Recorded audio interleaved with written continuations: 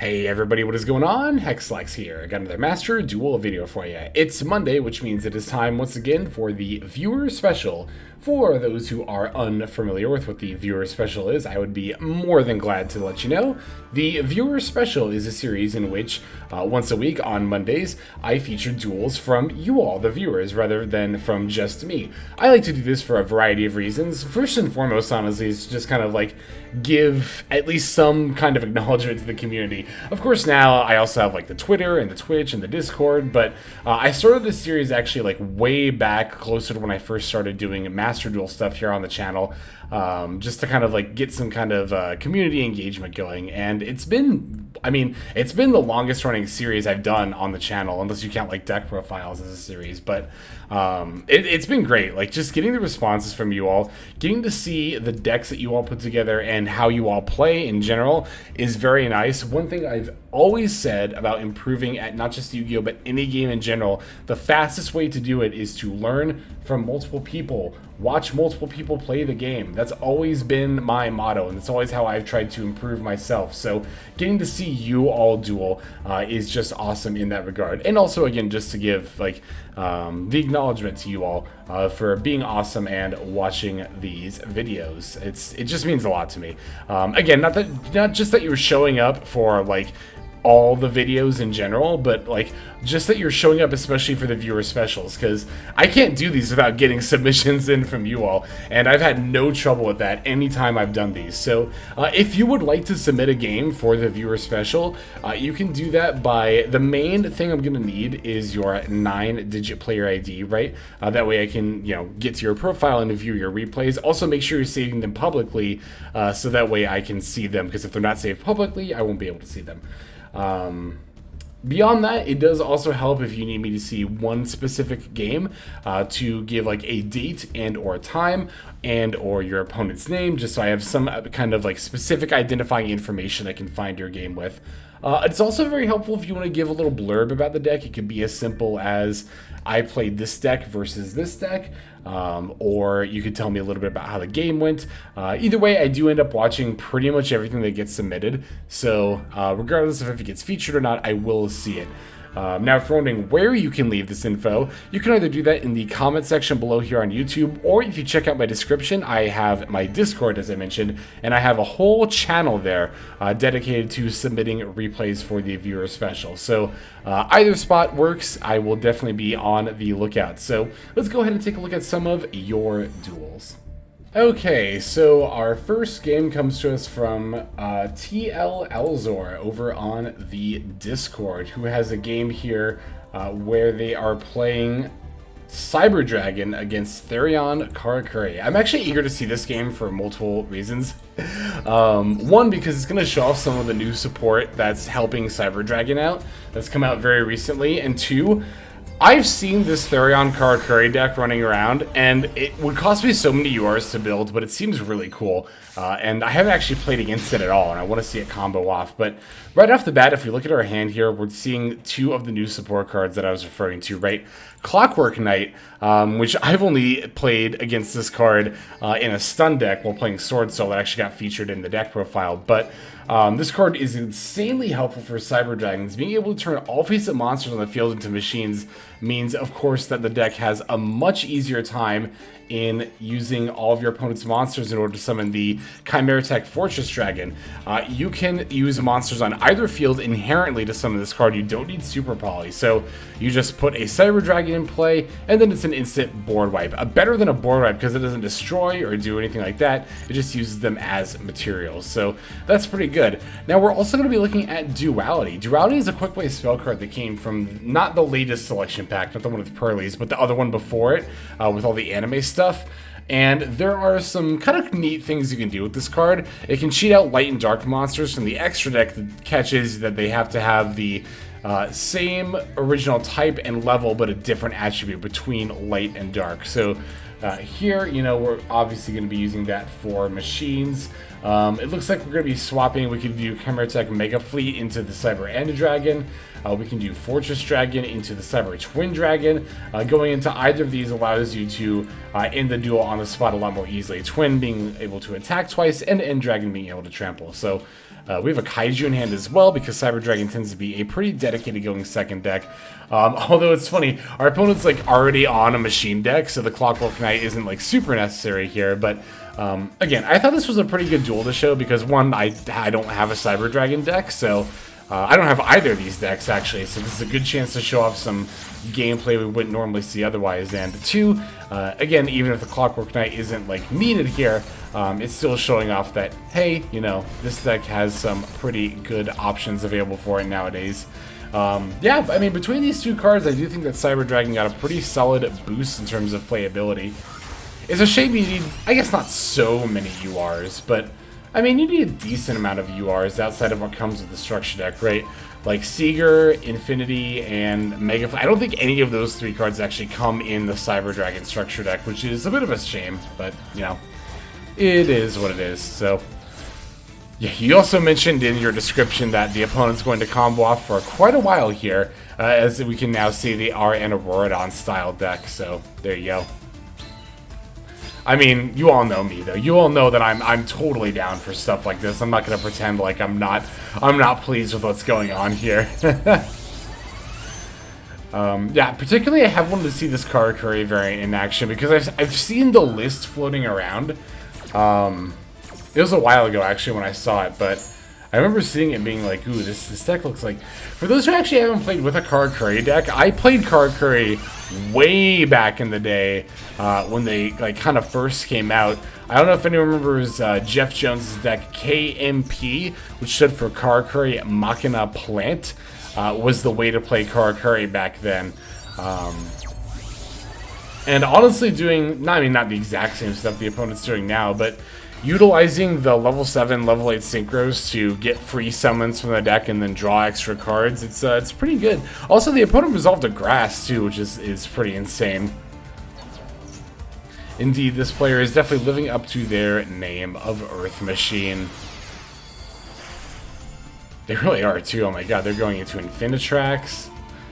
The scraps aren't machine. I was gonna say they have scraps, but those actually aren't machines, believe it or not. Ooh, we're making a 9? What were we thinking for 9? Oh, right. I forgot. Yeah, this card actually came out like a lot more recently than the other Karakuri Synchros, this level 9 one. They're going for a Shenyang. Oh my goodness. Yeah, they really did pop off. Holy cow.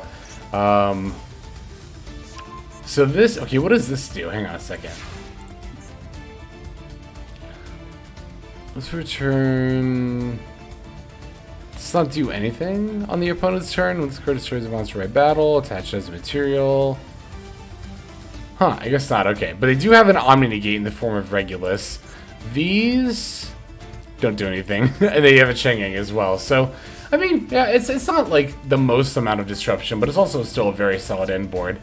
And then here, I mean, yeah, we're just absolutely about to devastate them. Again, we don't even need the, oh, I see. We're drawing cards by using the, what Karakuri monster got banished? Hang on.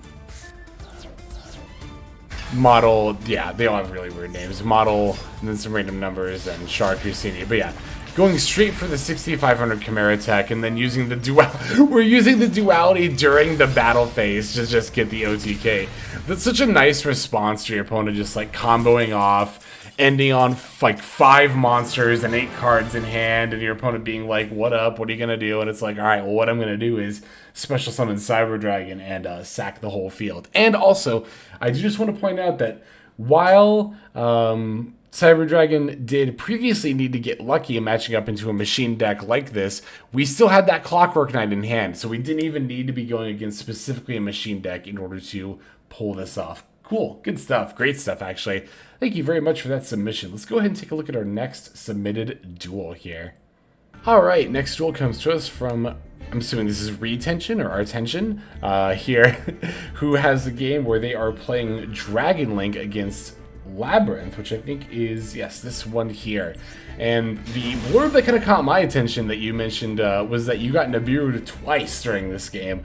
It looks like we still managed to come out on top, so definitely eager to see this. That's the thing about Dragon Link, like, Nibiru is good against the deck, But sometimes Dragon Link just has hands where they can play through Nibiru. Like, it just doesn't matter when you really do it. They can still just play through it. Alright, so immediately I will say the lab player right off the bat misplayed. I don't think it's pretty much ever right to Ash Blossom the Bestial Lubellion. I don't think it matters really what deck you're playing against. Most people will throw it out early to try to bait the Ash Blossom. But again, I don't think it matters of even if you find out you're playing against Dragon Link, or even if you're, well, maybe Dragon, no, but even against Dragon Link, there are so many better cards to Ash Blossom. Like the Ravine Surge, like a quick launch, although we have 2 quick launches, so we still would have been fine, I think, even if the opponent had saved their Ash Blossom here. But, yeah, no, we're still just going to go ahead and use the Bestial Lubellion to pull out that Branded Regained before going into Romulus. This is definitely what I would have Ash Blossomed, is the Romulus here. Tends to be one of the better choke points, or the Ravine effect, honestly. The thing about the Ravine effect, though, is sometimes the discard, like, matters. Like, sometimes they have something in hand they want in the graveyard, so I think it can be better to just stop the search altogether, but to each their own. Looks like we're firing off the other quick launch and using Tracer to pop said quick launch. That way we can get the free summon for effectively no real cost there. And yep, looks like we are getting hit with that Nibiru, so pretty brutal stuff there. We're going to end up using Branded Regained to summon the Saronir and then ending our turn here. So we didn't get Nibiru twice on the same turn. Just getting Nibiru twice in general. But still, I mean, you know, most decks, when they get Nibiru, they're pretty much just done afterward. But again, Dragon Link is no such deck. Opponent's going to Prosperity for 6, ultimately grabbing the big Welcome Lab. I mean, it's pretty obvious. It makes sense there. And looks like we're using Ariana for the Coup Clock. That way we can activate Coup Clock and then toss out the big Welcome Lab and activate it on the same turn. Grabbing the lovely Labyrinth of the Silver Castle to... Oh no, we're bouncing Nibiru back to our hand. That's what you... Okay. No, you said that in the description. I remember now. You said that you got Nibiru twice because they bounced it. I remember now. That makes sense. They did leave us with the token, which, I mean, you know, is a big token, but yeah, they're just gonna bounce it and really just get rid of it with the Lady Lab effect. Wow, that triggers the Ariana too. Holy moly. And they're ultimately going to destroy our Ash Blossom. That was actually, okay, I'll say this. I really like that you didn't Ash Blossom there. That was good for multiple reasons. Because, like, one, we either get to keep our Boot Sector launch, right? And in that case, we get to actually summon stuff out of the graveyard. But two, even if they use the Lovely Lab to pop the Boot Sector, we still got to keep the Ash Blossom in that case for something like Welcome Lab. So, I think a lot of people would have just snapped thrown out the Ash Blossom against the Ariana effect and not really thought about it, but it definitely pays in this matchup to save your Ash Blossom. And actually, wow, because our opponent chained the Welcome Lab, we even got an extra summon. They really helped us out here, actually, and I don't think they even really realized it at first, but oof, they got the Terror Ruse from the Overroot. Terrors of the Overroot. I can never remember that card's name because it's such a weird name. Terrors of the Overroot. So, I don't know. I think that's weird, but in any case. Yep, getting rid of our Chaos Ruler, setting the Ash Blossom here. We still get the Chaos Ruler Excavate, though, so that's pretty nice. Gonna end up grabbing a Star Liege Seifert and normal summoning that. Here comes the Nibiru. Does not take out the face down Ash Blossom, though, because, well, it only hits face up monsters. We get to bring back Chaos Ruler from the graveyard and summon it to our side of the field. We also, I was going to say, yep, still have the Star Liege Seifert, so that will allow us to wheel the Bestial Lubellion back to our hand, which we can now activate, sending it from our hand to add Magnum Hut. Magnum Hut can now be summoned by banishing your opponent, or I was going to say your, I don't know, referring to the opponent, but banishing the Lady Lab, or the Lovely Lab, jeez. Now we get to summon Dark. Dark gets to pull out the Ariana, looks like here. We're going to use Chaos Space to get an extra draw. This is what I mean. There are some board situations / hands where you can nib, but it's not going to stop dealing from making plays. Ah, beautiful. Going into the Chaos Angel, activating the effect to banish the Nibiru. And what do we make this with? Do we make it with Light and Dark? No, just Dark. Okay, but still, that's totally fine. Opponent has now gone from being in a pretty good spot to being more or less in top deck mode. X-Trap is going to draw them a couple of cards, and the Ariana is going to allow them to grab a Lady Labyrinth. They might already have some variant of Welcome face down. Or I guess they're going to set it whenever they plan on activating. Oh no, they didn't activate it during their turn. Huh, that's interesting. Oh my god, we even top decked that call by for the maxi. And we didn't use it. I like that. Oh my god, we didn't even use the call by. Because you know what? We're just going to end the duel on this turn. We don't need to give a shit about their maxi, right? That's good. I like that a lot. I would have definitely, typically I say a lot of players would have done this here.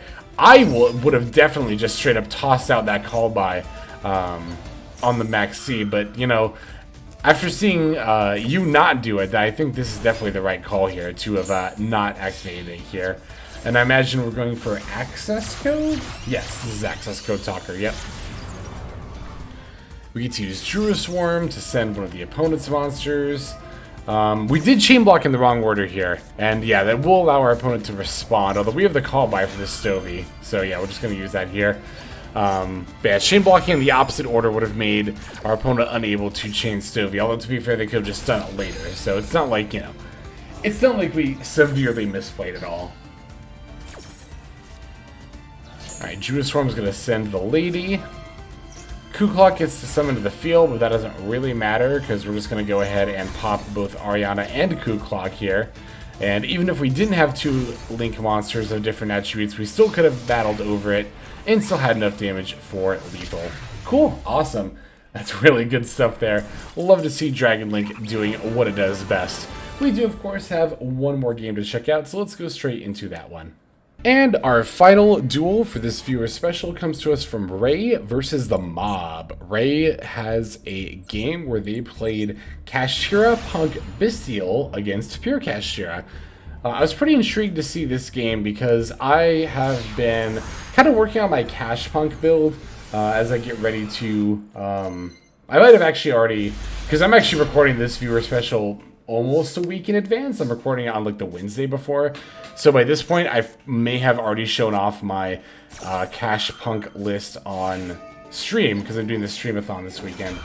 But I've been kind of working on it, seeing if I can fit in like Bestial stuff as well as Kashtira stuff. So in any case, I was eager to see this game to see how you did it here. Thankfully, we had the call by for the D-Shifter here. D-Shifter and Upstart. Wait, was that Upstart? Or am I just crazy? No, we had Upstart. Wait, somebody had Upstart Goblin, right? Am I losing it? Yes, Upstart. We had Upstart Goblin. I thought our opponent had Upstart Goblin for a second for some reason. I was like, wait, what? But then I saw, yeah, it was our turn. I was like, how'd they use it? No, okay, that makes more sense. So, alright, we did get Max Seed, which is a bit unfortunate. However, our opponent got pretty low on cards before they threw out the Max C, so I was going to say, yeah, we can definitely afford to do a little bit of summoning here before we just go ahead and end our turn straight off the bat. Because, yeah, at this point now they're just at 5 cards in hand, which they would normally be at. So, from here we're going to sink for 8. Are we just going for Chaos Ruler? Yeah, we're just going for it. We're just doing it. I love it. Alright, Chaos Ruler F. Let's see what we end up finding. And, of course, we're chain blocking with the Deer Note. At this point, we are giving our opponent quite a bit of card advantage. Like, now they're at a +2 from what they would normally be at, but...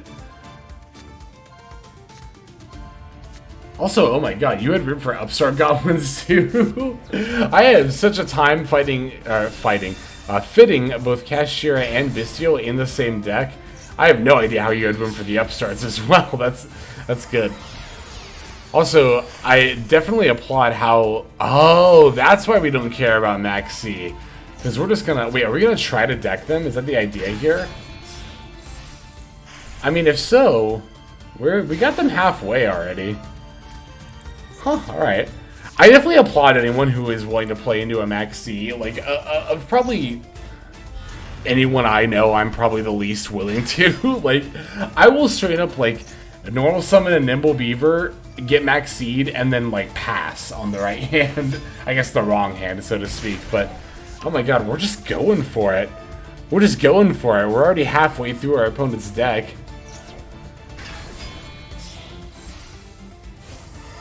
I mean, to be fair, once your opponent has, like, 8 cards in hand, the difference between 8 and, like, 20 is kind of less than you might think. Like, I would say the difference between 6 and 8, as far as the number of cards in hand going into their turn, I guess 5 and 8, because that's how many they would normally end with, but I would say the difference between ending on like 5 and 8 is much greater than the difference between like 6 and 8. Alright, opponent's going to start off with the right of our Messir Surge with the Water Enchantress. Looks like they're now sending a Kaiju to our field. Going to activate the Water Enchantress, get the right of our Messir, or activate the right of our Messir, get the Adventure Token rather. Looks like they are going to use the Dracoback to bounce back the Shangri-Ira. That is going to free up their main monster zone, but they really didn't have better plays than that. You have how many cards in hand? No. They absolutely had to have had better. Oh, but you know what? They had to battle over the Fenrir to not get banished. That's right. But we still have the Baldrake in the back. I don't know. That was a weird battle phase there. I feel like with that many cards in hand, you really didn't have better outs than just going to battle phase. I mean, maybe they didn't, but like, I feel like at that point, you just try to push through the Fenrir effect, right? I mean, I don't know. I guess I don't know their hand, but again, when you have that many resources, how do you have this hard of a time? How do you have this hard of a time coming back?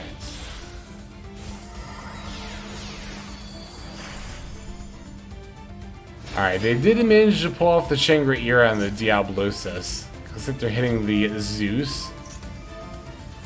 Gonna eat some more cards and a couple of zones in the process. I guess maybe they didn't have too hard of a time coming back. I'm just kind of surprised they didn't, like, win this turn. How many cards did they end up throwing out of their hand there? Just 2, that's not bad, okay. And one was D-Shifter, the other was an instant contact they already activated. Oh my god, this Feather Duster, holy moly. Did we top deck that? We did, we top decked the Feather Duster, that's dirty. What all did it hit? Oh, okay, really just call by and cross out, I see. But still, that was a really good top deck. Holy moly, that was a good top deck.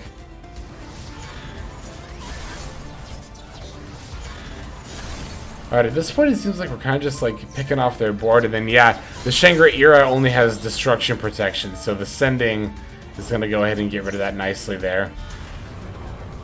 Going into our main at 2, getting back the Chaos Award to get a draw off the Branded Regained. It's going to be another Rise Heart, which is actually relevant because the other Rise Heart from the turn before is still at level 7 because that doesn't go away at the end of the turn, which I didn't realize till just now. It means we can go for another Shangri-Ira and then pass, meaning we're looking really good going into our opponent's turn. We have the Shangri-Ira to get one of our Kashtira monsters. Oh no, we don't. I just realized it's the main phase. We don't have any left in deck, do we? Okay, opponent's using Ogre to battle over the Baldrake. Makes sense. The Baldrake definitely threatens their Shangri-Ira / Diablosis number 2. Looks like they're summoning a Riser. How many cards do they have left in deck? They have 1. They have 1 card left in their deck. Holy cow. Oh my god, are we actually going to deck them? Is that how we're going to win this duel? That's awesome. That's awesome. I love a good Maxi deck out. Oh, whoops. I switched my face at some point there by accident. I don't know when I did that, but I was on my determined / angry face there for a moment. Maybe the whole video. I don't know. We'll see. Alright, we're summoning Magnum Hut, banishing the... what's it called? Number 38, jeez. Alright, Magnum Hut's gonna or not gonna activate because they Ash Blossomed it. I don't know why they Ash Blossomed that. Yeah, they're just gonna concede. I was gonna say, you have 1 card left in deck and like not that many cards in hand. There's not really anything. Oh, they didn't even concede. You won due to time limit. I see. Alright, well, wow, that was a duel that really came down to the wire in all kinds of senses, huh? Alright, good stuff. So, let's go ahead and do it for this viewer special. Everyone, thank you so much for not only watching, but thank you so much to everyone who submitted duels. And if your duel didn't get featured, you know, you can definitely submit more games. There's not any kind of limit to how much you can submit. I just ask that you don't, like, you know, spam submit the same game over and over again. But, yeah, let's just go ahead and move now to our outro. Alright everybody, thank you so much for watching all the way to the very end of the video like this. That means a whole lot to me. Not just personally, but it's also a great way of supporting the channel as well. If you're interested in supporting the channel in other means, you can of course feel free to comment and or subscribe right here on YouTube. I'm always looking to the comments section. You guys leave some pretty awesome feedback as far as like constructive criticism goes when it comes to deck building, gameplay, channel content, all that stuff. So feel free to leave your opinion down there. I will be sure to take a look at that there. And then subscribing is going to be the best way to get notifications of when these videos drop. That does happen every day, by the way, so if you're looking for daily Master Duel content, you've come to the right place. And there are more places where you can get some daily Master Duel content. If you check out the description below, follow the top link over to my Patreon page. There for just $5 a month, which is as much as you pay for a booster pack. You'll find a lot more value than a pack full of filler over there. We've got some previews for content upcoming here on the channel. We've got some exclusive games that are only posted over on Patreon over there. We've got some Q&As, and then you can also have your name featured in this lovely credit sequence where I thank all of the people who are helping contribute over there on Patreon. It's a huge support to the channel, and it really means a lot as well. So thank you everyone who is donating that is featured here on screen. And again, you know, it's not just a pure donation. You do get some more daily Master Duel content over there just for being a part of the Patreon. But I think that's about all the time that I have for today's video. Once again, I just want to thank you so very much for sticking all the way to the end of the video. Again, it just means a lot, as I do put a decent amount of work into getting these videos out every single day. But that's about all the time that I've got for now. So without further ado, this is TECHS. I'm signing out, and I hope you have a fantastic day.